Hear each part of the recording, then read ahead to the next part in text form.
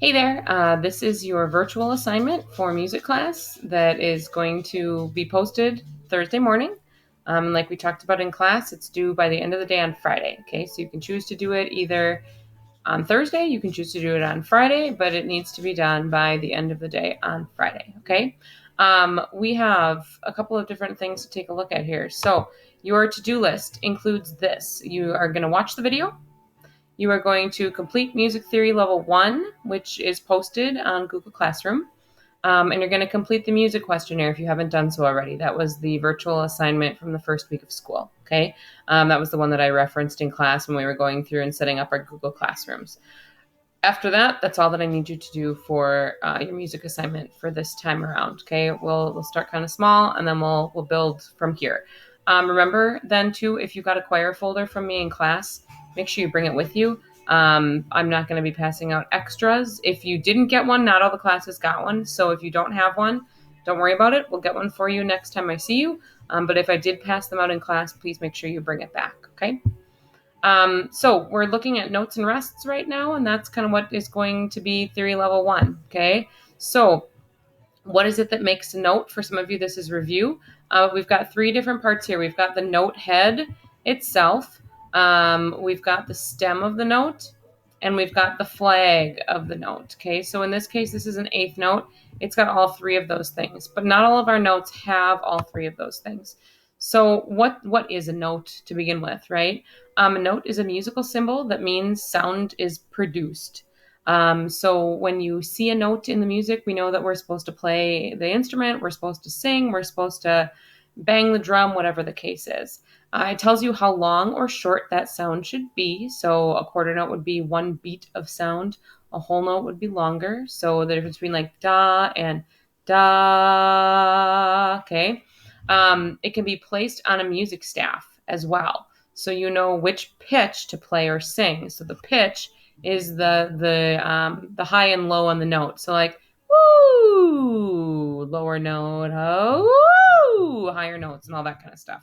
Okay, and those would all be on a staff, which is the 5 lines and 4 spaces. But we'll talk about that in another level. Okay, so when you're looking at, I want examples. Here we go. Examples of some of our notes. So this is what some of the notes look like, okay? We've got eighth notes. That's this one here with the little flag. We've got quarter notes. Those kind of are all over the place here. Those you see don't have a flag, but they still have the note head, and that's important to remember, okay? We've got a half note. We've got dotted half notes right here.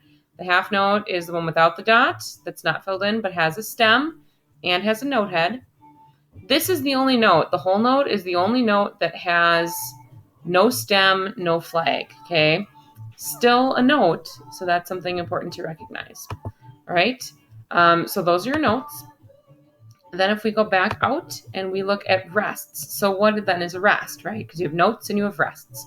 So rests are musical symbols that mean that you're going to be silent during that time. Okay, it's a part of the music and it means that there's no sound.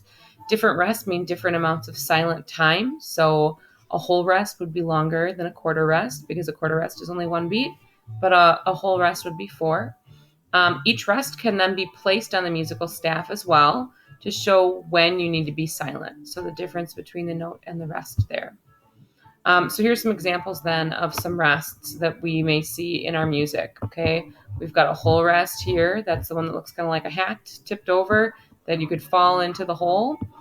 We've got a half rest that looks like a hat, okay? And it lasts half as long as a whole note or a whole rest or a whole note. Okay, then we've got quarter rests, and this is an example of one on the staff.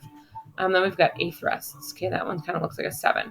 So see how they're different than the notes, right? They don't have this. This one maybe has a stem, but when we're looking at that, we're looking at how the notes connect to each other.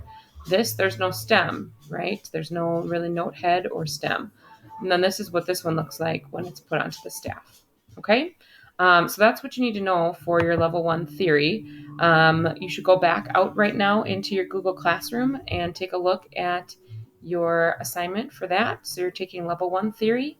I know, like for 7th and 8th grade, if you were in choir last year, or even the 6th graders, if you were in choir last year, it's going to be review, and that's fine. Okay, we're going to kind of work our way through so that everybody's on the same page at the beginning, and then we'll go from there. All right.